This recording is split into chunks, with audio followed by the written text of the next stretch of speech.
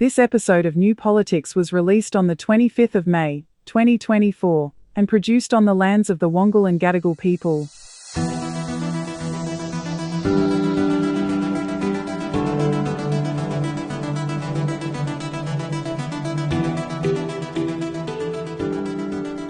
Welcome to New Politics.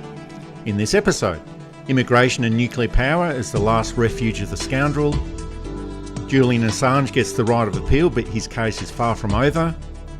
Social media controls for the under-16s. And more countries are recognising the state of Palestine.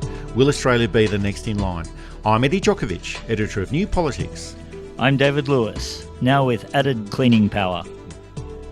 And we've got another shameless plug about our new book, Fixing Australian Politics, How to Change Our System of Government. It's now available for $22.95 for the book or $9.99 for the Kindle version on Amazon.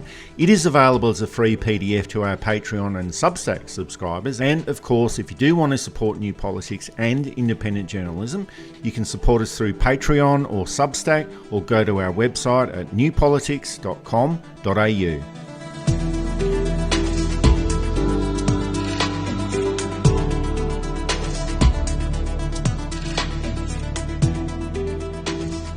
The budget has been done and dusted by the Federal Treasurer, and so has the budget reply from the opposition, and the usual round of politics is still being played out, and this will continue over the next few months.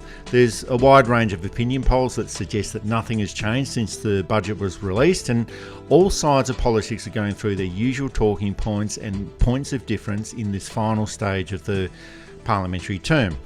The opposition has decided that in the absence of any real economic policies and budget costings, they're going to focus on reducing immigration and promoting nuclear energy, even though countries like Australia depend on high levels of immigration and nobody wants to have a nuclear reactor in their backyard.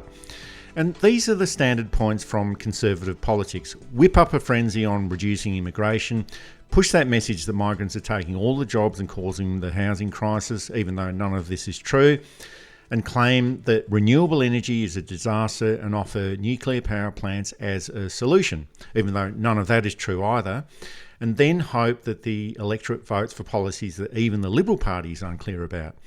Here's an interaction between the ABC's David Spears and the Shadow Treasurer Angus Taylor at the National Press Club this week. You've said a 25% reduction in the net overseas migration intake is the Coalition's policy. Peter Dutton has said he'd reduce it from 260 to 160,000 next year. That's more than 25%. Yeah, but that's over. I'm talking about over the full years, David. So look, the position here is this. Well, Peter's already given you, as you know, the permanent migration numbers and the overall numbers over the next couple of years. Over the coming years, there'll be, a term of government, there'll be 25% reduction. So that's the plan. If our policies, of course, were implemented tomorrow, or if they'd been indeed implemented when Labor came to power, we'd have seen many more houses freed up and a much better balance between housing and migration. But that's the balance that we're seeking to achieve, and that's where the 100,000 houses, will. Okay, just to be clear though, on net overseas migration. Yeah. Is it a 25% reduction next year or not? No, I said over the full term of government. Over 3 years? Over 3. A 25% reduction. Okay, and that was a settled coalition position? No, I've already said that, David. And it seems that the Liberal Party is hoping to push the issues of immigration and nuclear energy up until the next federal election, but there just doesn't seem to be much substance to what they're proposing. It's dog whistling. The immigration they want to stop is the immigration from non-Anglo countries. It's never we have to cut our largest intake of immigrants, which is the UK and New Zealand. And of course, I'm not saying that's where we should cut immigration as such. I think if it needs to be cut, and there are arguments about immigrants being exploited, well, within education and within housing, for example. If indeed we need to cut immigration, the other thing is, of course, resource management. There's only so much spot you can live in Australia. There's only so much water. There's only so much food we can get access to, etc., etc. But again, these are arguments that require probably an hour to sift through and go through really carefully to really shake it out. Blaming the housing crisis and the housing pricing crisis on immigrants, it seems to be exaggerated at least, because only 5,000 properties were sold to foreign buyers last year, for example. Of course, Australian citizenship is not, and this is as it should be, bound by racial type. Anyone who passes the bar for citizenship can and should become a citizen. So this is why I think it's dog whistling. When they're talking about immigrants, they're often talking about people who will become not just Australian citizens, but very fine Australian citizens, and people who are different. What we'll call the otherism is not subtle, even though they're trying to make it subtle. It's not. They don't have the nuance. It's definitely dog whistling, and it's not a little tiny puppy. It's a big Great Dane that they're using the whistle for. And immigration has always been a bit of a vexed issue in Australia. It's usually a cloak that is used to disguise a bit of soft racism within political circles. And you mentioned this before. It's usually meaning that there's less brown people or coloured people coming into the country. It's different people who speak a different language or people who are unlike the mainstream. But the issue is that in a modern Australia, well, this is what the mainstream is like. You know, certainly in the cities, Australia is a different country and a different colour to what it might have been like 60 or 70 years ago. And the other factor is that Australia has always had high levels of immigration. It's probably for the economic benefits that it brings to the country rather than any level of altruism. But even still, it has always been an issue that is easily ramped up by Conservatives. John Howard always railed against immigration or made it seem that he was anti-immigration. And during his prime ministership in the 1990s and the early 2000s, immigration was at record levels in Australia. So whatever politicians or Conservative politicians might say publicly, or whatever they say about a big Australia, which is what Peter Dutton has been going on about this week, they'll always understand that migration and immigration is actually very good for Australia. And I think the fact that the Coalition can talk so openly about immigration levels shows how much this issue has changed over the years. Back in 1988, the Prime Minister at the time, Bob Hawke, he absolutely crucified John Howard over his comment that Asian immigration was too high and it had to be reduced. And while it's now a conversation that seems to speak in hidden code and it's not directly targeting specific groups, it's a conversation that seems to be more acceptable in 2024. There's two aspects to it, really. John Howard specifically named Chinese or Asian immigrants in 1988 and didn't learn his lesson because he made some comment about the Chinese community in the seat of Bennelong, which has a very high Chinese population or people of Chinese background population. And he ends up being the second Prime Minister to lose his seat. Bob Hawke was generally not racist at all. A couple of blemishes on his report card, but generally he was fairly anti-racism, as was Keating, as was Fraser. But the point is that when the Liberal Party has nothing of substance to offer, they try and play the race card. And that's a card that's getting less and less and less effective as time goes on. One of the great benefits of immigration is that it tends to soften racism. As people start to interact with people of different backgrounds, they realise they're not so different after all. And I don't want to say that racism has been stamped out completely. It hasn't. But it's less openly tolerated now than it was. I think that's fair to say. And the other area that the Coalition is focusing on is nuclear energy, and that seems to be an area that's slowly being debunked as well. The CSIRO released a comprehensive report during the week indicating that a nuclear power plant will cost $8.5 billion and take around 16 years to build. So that would take it up until the 2040s, and I'm not sure if we'll still be doing the podcast by then. And the projected costs of that energy would be 50% more expensive than renewable energy options. And the CSIRO has also prepared costings for the small modular reactors that the Coalition keeps pushing as an alternative to renewable energy.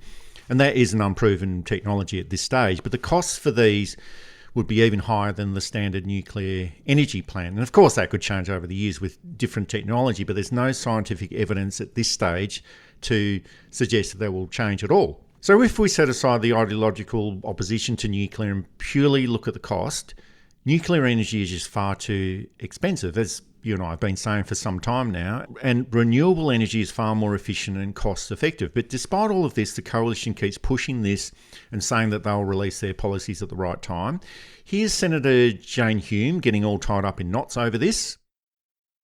I haven't read the Gen Cost report, but what I would say about it is that it is one particular model with a set of assumptions and a set of inputs. It's not a costing of the Coalition's nuclear policy. No, but their assumptions. And what I can say is that, well, I don't know what their assumptions are, but I know that they're not the Coalition's policy. So I think we will announce our policy in due time. I promise you that. There is a very clear choice between a coalition policy that will be announced very soon and this ideological belligerence that won't even see Labor lift the moratorium on nuclear energy to include it as part of our thinking. Yeah, we don't have an industry though, so we'd have to start from scratch. And it's not quite clear what the choice is at the next election, but take your promise that we are going to get those details. Every country has started. Yeah, every country started from scratch at some stage. Yeah, sure, but they've had a bit of a run-up, which makes it more expensive and more difficult to do. We're not inventing nuclear. We're not inventing nuclear energy. No, but you're inventing an industry, to be fair, in Australia, which doesn't exist. And this has got all of the hallmarks of an issue that a political party has attached itself to, even though it's going to be stranded with it. And it's just going to keep pushing through with this, discredit all of the expert evidence and advice that it's provided to it, and just keep pushing through. And primarily because it has got nothing else to offer as far as energy policy is concerned. And we saw that they didn't have any energy policy during their time in office during 2013 to 2022.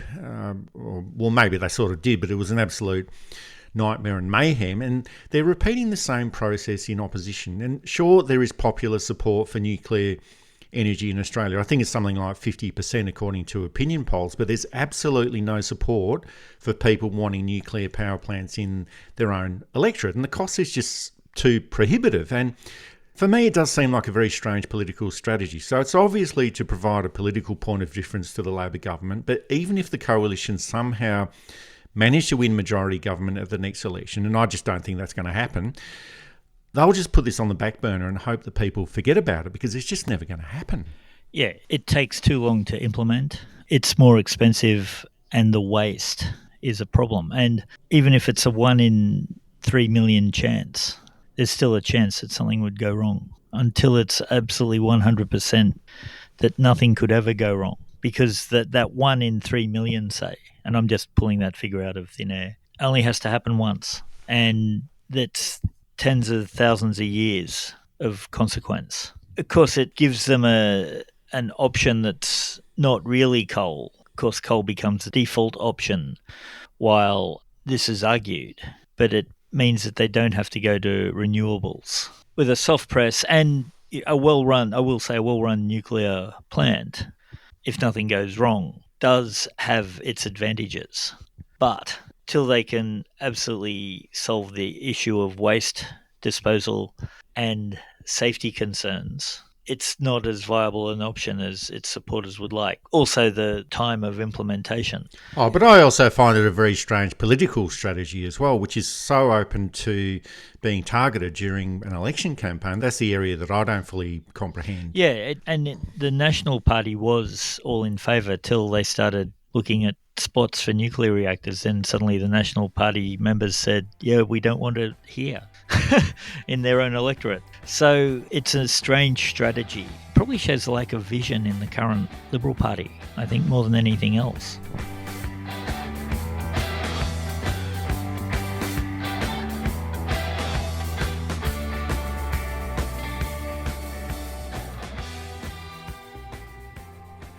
And the national opinion polls are still fluctuating, but none of them have got the Coalition in a winning position. And this hasn't been much of a change since the budget announcement last week, but it does usually take a while before the feelings about the budget are reflected in opinion polls. And quite often opinion polls are presented as a contest between Labor and the Coalition.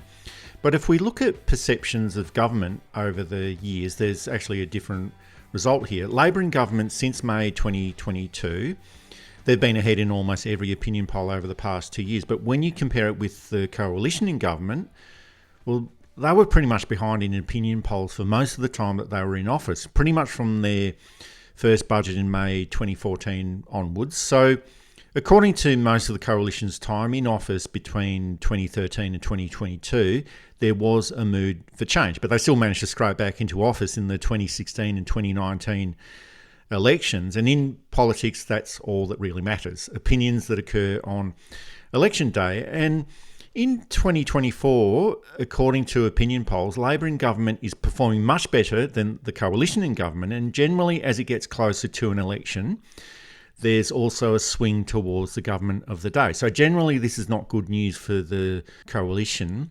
And as far as I'm concerned, there doesn't seem to be a mood for change within the electorate. People might be unhappy with the Albanese government, but I just don't think that they're unhappy enough to go back to a Liberal national government. Now, there might be a preference within the electorate to swing to a minority government position, but I just don't think that there's a far enough swing to result in a Dutton-led government.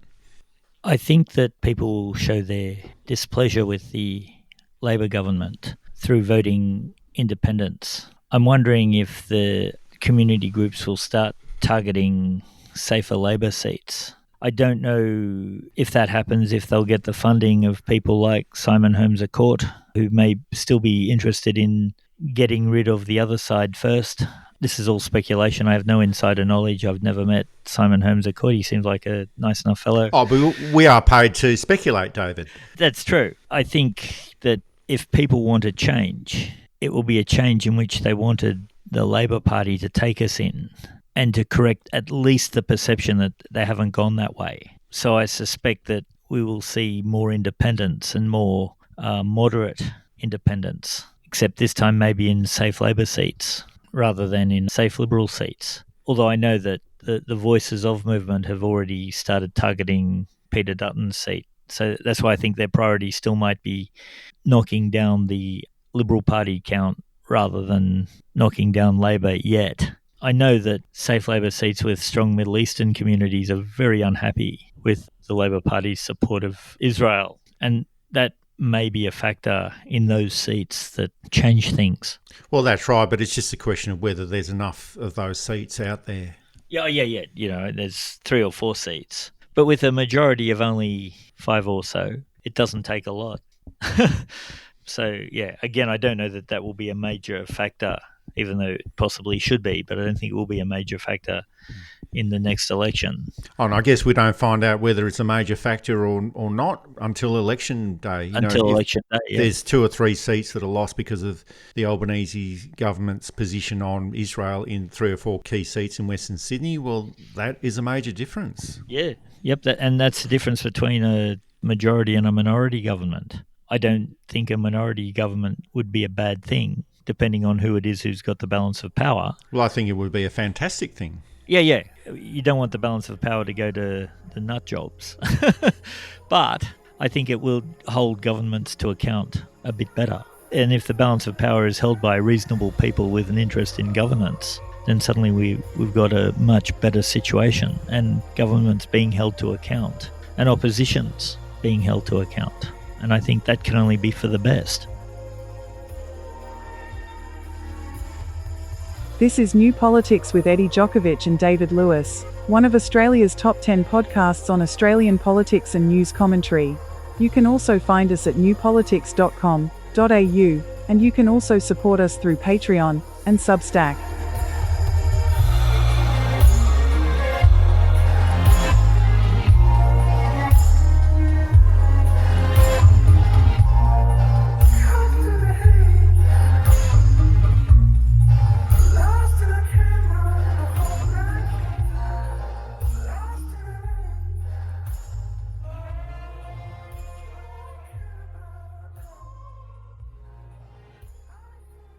The judges reached the right decision. We spent a long time hearing the United States putting lipstick on a pig, but the judges did not buy it, As a family, we're relieved. But how long can this go on? The United States should read the situation and drop this case now. Now is the moment to do it. Just abandon this shameful attack on journalists, on the press and the public that has been going on for 14 years. This case is shameful, and it is taking an enormous toll on Julian. He is under enormous pressure. He has been in Belmarsh prison for over 5 years. It's been 2 years since the order was issued. This case should just be abandoned. The Biden administration should have dropped it from day one. But now is a right moment for the Biden administration to drop it. So please, those in the United States who are in a power to make a decision, please just drop this case now. Don't let this go on any longer. Thank you.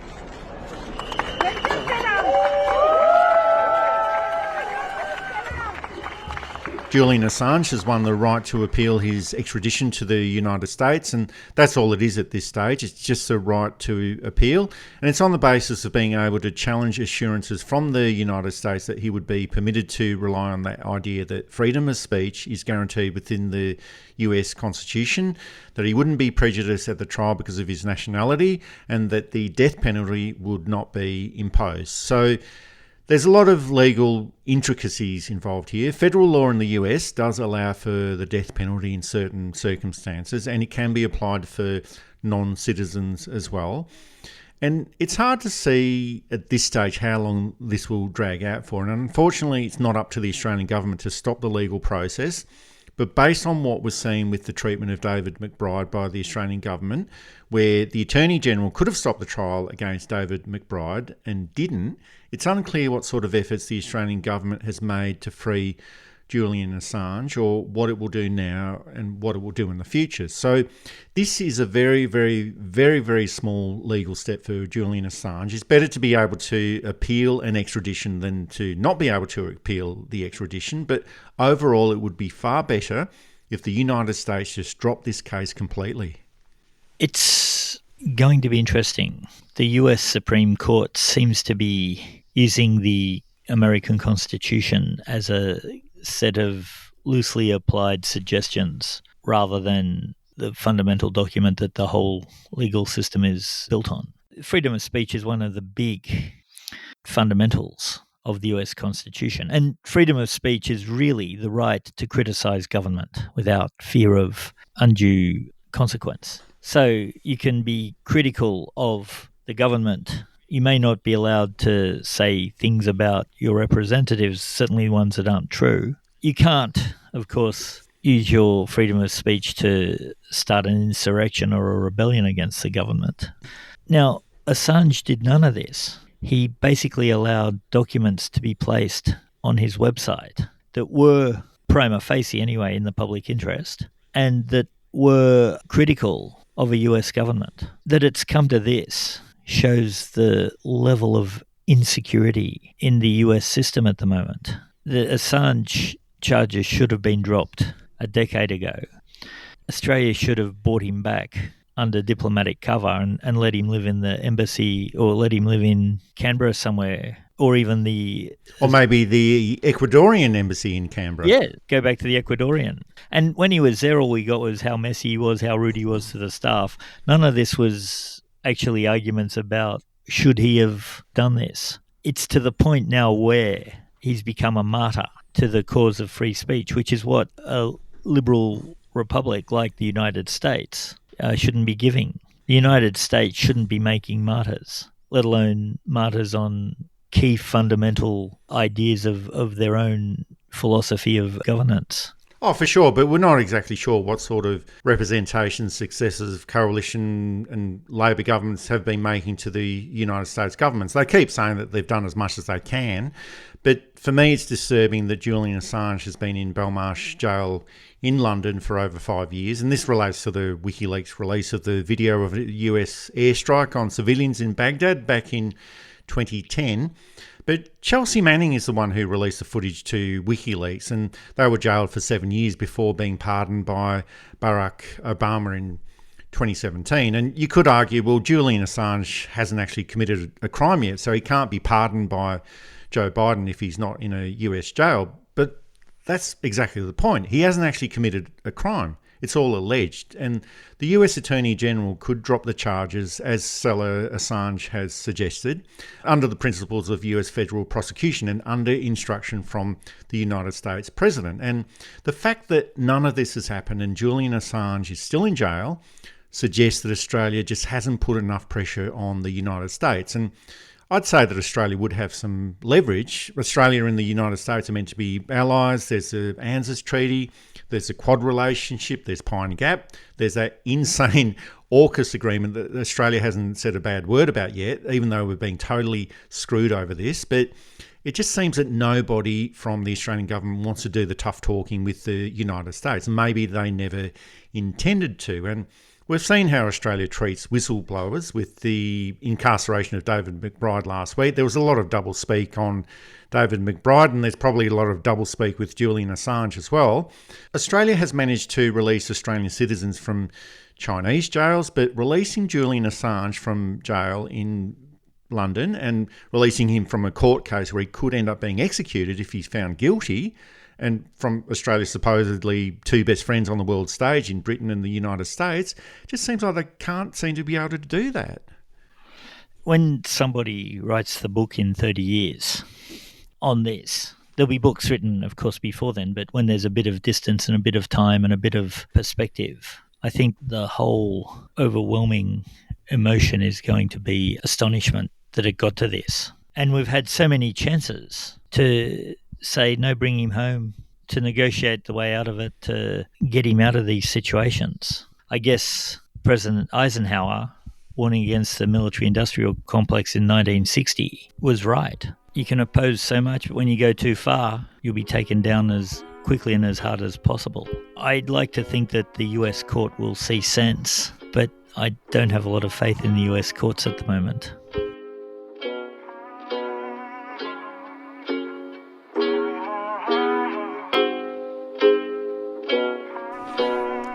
The federal government is considering restricting social media for people under the age of 16, and this is related to a budget item of $6.5 million allocated for age verification technology, and it's supposedly to improve online safety for children, and it's a case of something that everyone would want to do something about, but not sure what the best way of achieving it is. Here's the Prime Minister making an announcement on this. Parents are worried sick about what their kids have access to online. It is a major social issue in this country. We want to respond positively to the request from parents that we do something about this. The coalition also wanted to restrict social media accounts for people under 16, and they've been suggesting this to the government over the past few months, suggesting that they take on the model adopted by the state of Utah in the United States. And I'm not sure if a full-on Mormon state is the best example to use, but it's difficult to know what the best solution is here. Most kids, I think, are okay with social media. Some kids' lives have been absolutely destroyed by it, and there's always other ways to get around this age verification process, but the technology is there to do this. But I think it's also interesting to see once again how political leaders are only too happy to attack social media companies but avoid doing anything that will rein in the behaviour of legacy mainstream media. But there's definitely a problem for the engagement of younger people within social media, and it's not clear if these measures will make any difference or not, but at least acknowledging that there is a problem is a good start.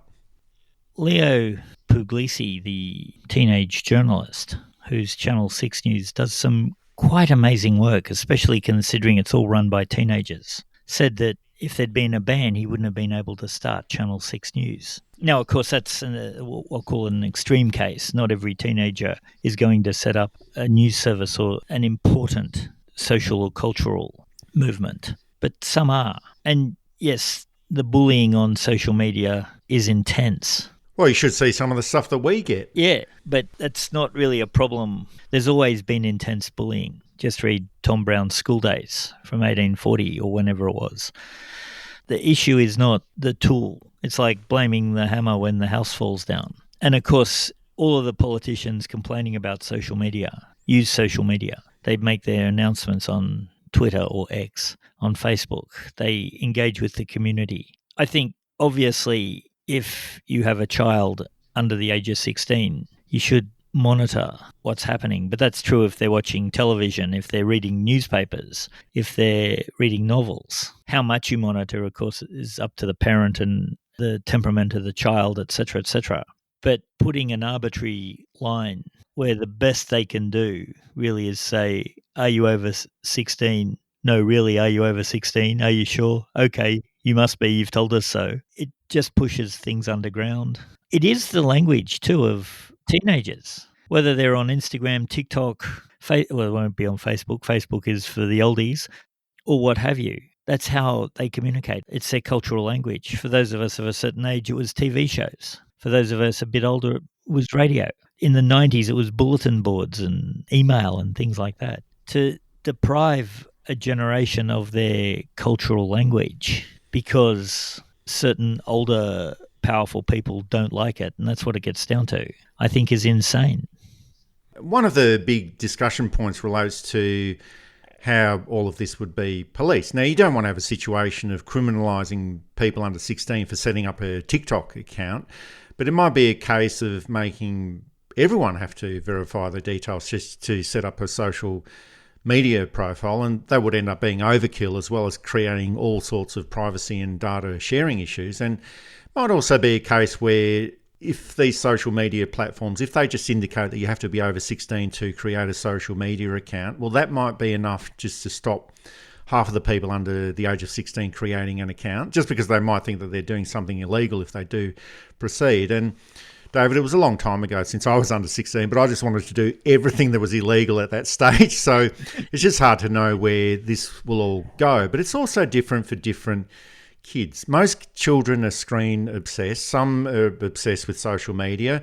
There's a lot of kids who aren't even interested in social media. And there's quite a few issues with social media for young adults and early teenagers. There's the incessant trolling, which we've talked about. There's the sexualisation of young girls and young boys. There's the bullying. There's a wide range of issues, and maybe it would be better to target those troll factories and the owners of social media companies. Since Elon Musk took over Twitter, X, or whatever it's called, it's a forum where pretty much anything goes, and it's almost impossible to get banned. So maybe that's the area that needs to be looked at first. Yeah, I think it's the behaviour. And again, who makes the billionaires the good guys? And yeah, what should be looked at is, which the legacy media has apparently, regulations that it's not allowed to do certain things. Now, of course, it does these things all the time, but, certainly putting in particular limitations, say, or standards of behaviour is a good thing. And then making it a safer space for teenagers, for kids, instead of depriving them of their language and their cultural touchstone. And some of this is probably that ongoing battle between legacy media and new media and social media. And I noticed that News Corporation have also set up a campaign to improve social media for children. And you can always be guaranteed that News Corporation will act in its own interest. They're the ones who hacked the phone messages of dead children in the UK many years ago. They're happy to harass schools and school children if there's a good story in there for them. And just to let you know that Rebecca Brooks, the architect of all of those News of the World phone tapping scandals in the UK all of those years ago, is coming to Sydney to work with News Corporation in Australia. So who knows what's going to happen there.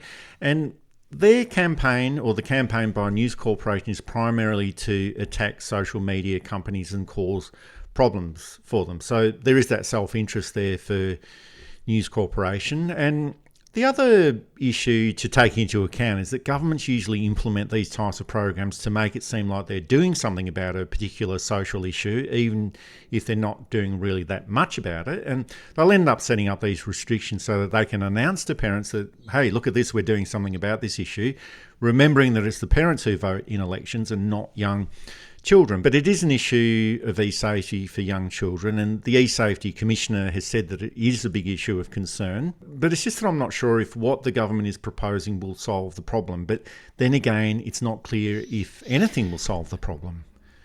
The problem is, of course, teenagers will be teenagers.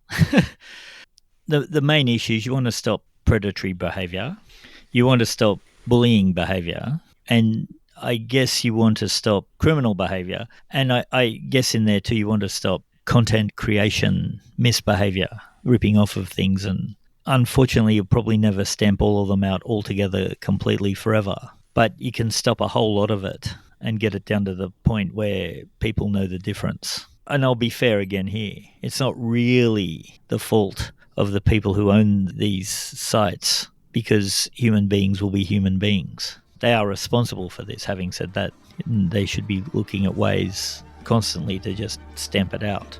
But we've got to work out ways where we can get people to stop behaving like awful people and get them to start behaving like good people.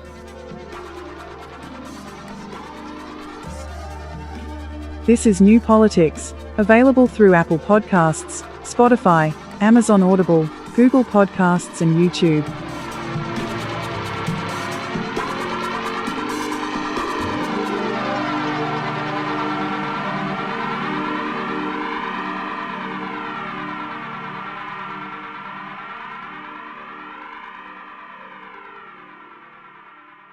The International Criminal Court has requested arrest warrants for the Prime Minister of Israel, Benjamin Netanyahu, and his Defence Minister and the leadership of Hamas. And this is on the basis that they are responsible for war crimes and crimes against humanity.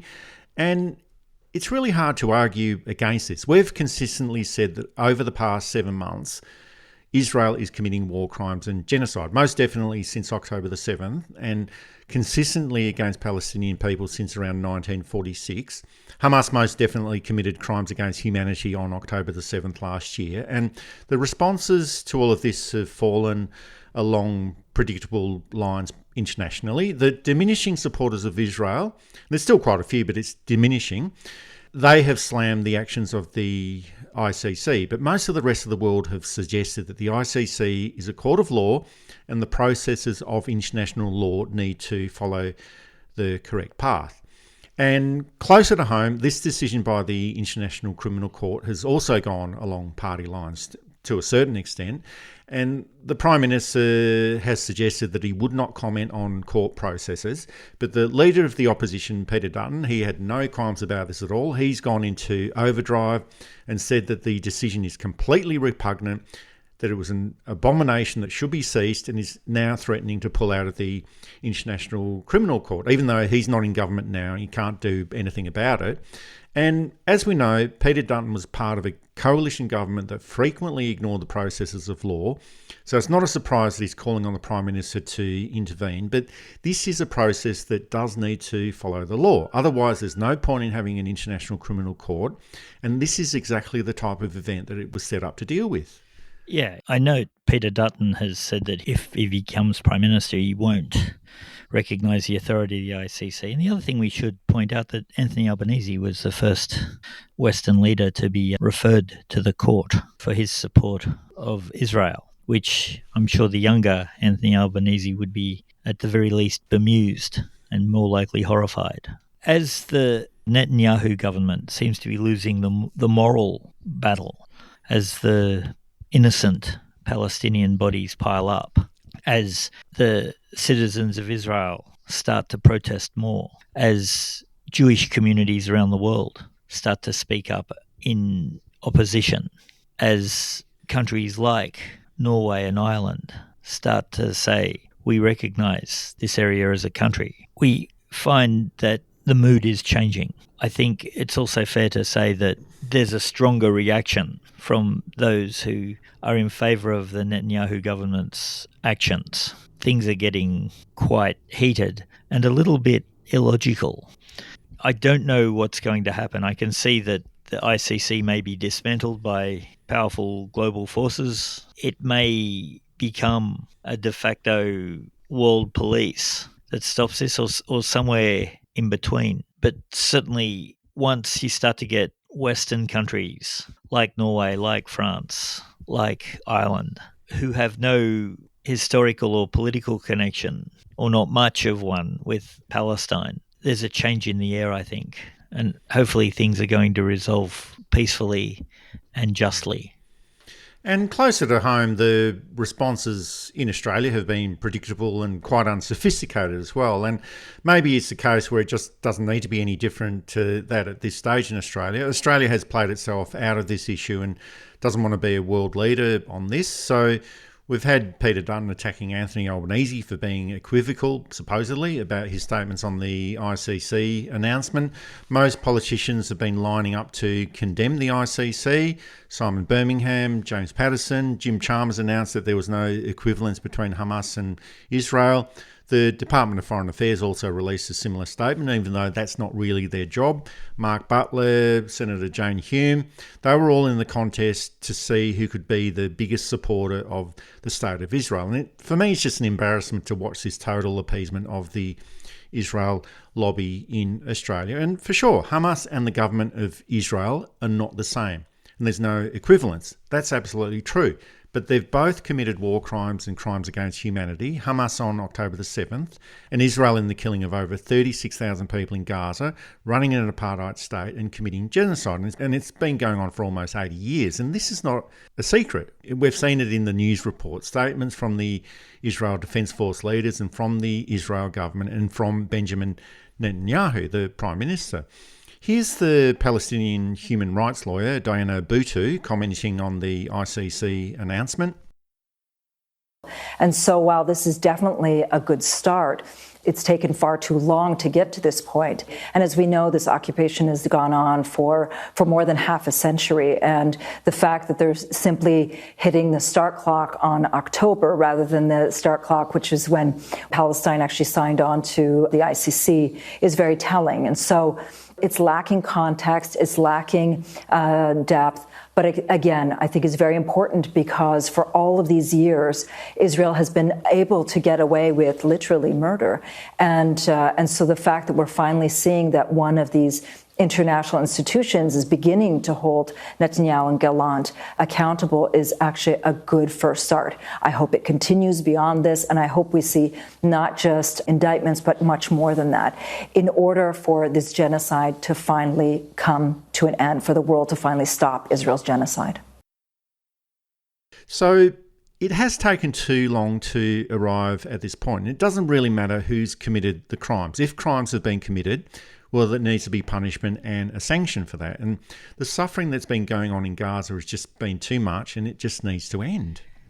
That's got to be the priority. As I think we said at the beginning, if Israel had gone out after Hamas leaders and arrested them, we might have been upset, but it was a more justifiable position than just starting to raise the cities of Gaza, of all the cities that they've flattened with 30-odd thousand civilian deaths. The world's getting sick of it, I think. And Netanyahu has to face up to his own crimes and hand himself into his own internal, because this is a lot of why he's doing this is to keep himself from being arrested. How many more people have to die to make sure that Bibi avoids prosecution? This is an historic and important day for Ireland and for Palestine. On the 21st of January 1919, Ireland asked the world to recognise our right to be an independent state. Our message to the free nations of the world was a plea for international recognition of our independence, emphasising our distinct national identity, our historical struggle, and our right to self-determination and justice. Today, we use the same language to support the recognition of Palestine as a state. We do so because we believe in freedom and justice as the fundamental principles of international law, and because we believe that permanent peace can only be secured upon the basis of the free will of a free people. From our own history, we know what it means. Recognition is an act of powerful political and symbolic value. It is an expression of our view that Palestine holds and should be able to vindicate the full rights of a state, including self-determination, self-governance, territorial integrity and security, as well as recognising Palestine's own obligations under international law. It is a message to those in Palestine who advocate and work for a future of peace and democracy that we fully respect your aspirations to be living freely, in control of your own affairs and under your own leadership. And the government of Ireland has announced that it will recognise Palestine as a state next week, and that was the Prime Minister of Ireland, Simon Harris, making that announcement. And this will also be followed by Spain, Slovenia, Norway and Malta. And there's also speculation that France will follow soon. And for me, it's just hard to understand why Australia cannot see the same things that those European countries can see. And I think overall this is a major impetus of change. It's not the small tin pot dictatorships in Africa that are usually ridiculed for recognising the state of Palestine. These are the states of Europe that do have more influence in world affairs. So there is an impetus for change. Not that that necessarily means that change will happen on the ground very quickly, but there's major movement happening on Palestine that rarely happens in world affairs. There's the call from the International Criminal Court with the allegation of war crimes against the Israel Prime Minister. There's the case of genocide brought on by the Israel Court of Justice. There was that recent vote at the United Nations to slightly increase the rights of Palestine. At the UN, there's more recognition of the state of Palestine all around the world. FIFA is actually moving to ban Israel from the Football World Cup. There's more awareness around the world. There's more protests all around the world. And the world is saying, no, this is enough. This is unacceptable. It's time to end the occupation of Palestine. And we mentioned this before, that Israel is becoming increasingly isolated over its actions in Gaza and also its historical actions in both Gaza and West Bank. And it's possible that soon enough, the only country in the world that will support the actions of Israel will be the United States and possibly Britain and Germany. And Britain has just announced that it will hold a general election in July. So there's probably not going to be any movement in the UK on Gaza and Palestine before July. And this is not us just being ratbags on a podcast in the backwaters of Australia. This is what the rest of the world is saying. The game is over for Israel. It went into ideological and political overreach for far too long, and it went into military overreach for far too long. And the world is saying enough is enough. And locally, it will be interesting to see what Australia does do here. And I think on Israel and the events in Gaza, its response has been absolutely weak and totally embarrassing. It's tied itself to the hip of the United States government, and it has made that calculation that supporting the state of Israel to the same level as the United States and ignoring all of the human rights abuses, war crimes and genocide, well, that offers the pathway of the least political resistance locally. And we know that the Liberal Party supports the state of Israel and Zionism pretty much 200%, maybe even more, and will leverage any point of difference against the Labor government. But how weak has the government been on Palestine? It's going to be on the wrong side of history. It should be looking at the governments of Ireland, Spain, Norway, Slovenia and Malta for direction on this. That showed a lot of courage, and all of those governments explained their actions quite succinctly and very clearly. And if we only had that level of courage and clarity from the Australian government, well, I think we'd just be much better off. And sure, there's been the commentary from the sidelines, from MPs such as Senator Fatima Payman, from Ed Husich and from Tony Burt, but generally the response has been weak, and the support for Palestine should have been much greater from the federal government right from the beginning. Yeah, especially as most of the federal cabinet, not all, but most, supported Palestine from a very young age. And there's what are now incriminating and embarrassing videos of senior figures, including the Prime Minister, speaking out in favour of Palestine. yes, foreign affairs is difficult and things change, and you need to have your finger on the pulse in a way that it is not always apparent. But the phrase you used, being on the right side of history, surely that's where you want to end up. And with those countries, sure, Ireland has always supported Palestine, understanding what oppression is like, a lot of the Middle East, South Africa. But yeah, as I said, when it's moving into Western Europe, it means that there's a massive change coming. And I would rather Australia be on the side that was facilitating the change rather than trying to hold the status quo in this case.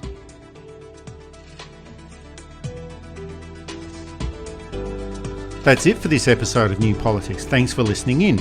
And if you'd like to support our style of journalism and commentary, please make a donation at our website at newpolitics.com.au. We don't beg, plead, beseech or gaslight you about journalism coming to an end. We just keep it very simple. If you like what we do, please send some support our way. It keeps our commitment to independent journalism ticking along. I'm Eddie Djokovic. Thanks for listening in, and it's goodbye to our listeners. I'm David Lewis. We'll see you next time.